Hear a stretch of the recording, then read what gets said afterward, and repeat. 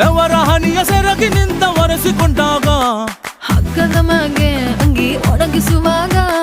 ನಿನ್ನ ಮೈಯ ವಾಸನೆಯು ನೆನಪಾದಾಗ ಎರಡು ಕೈಯ ನೆತ್ತಿ ನೀನು ಜಡಿಸುತ್ತುವಾಗ ದಿಮ್ಮನಪ್ಪಿಕೊಂಡು ನಿದ್ದೆ ಮಾಡುವಾಗ ಸುಸ್ತಾಗೋಗಿ ನೀನು ಆಕಲಿಸುವಾಗ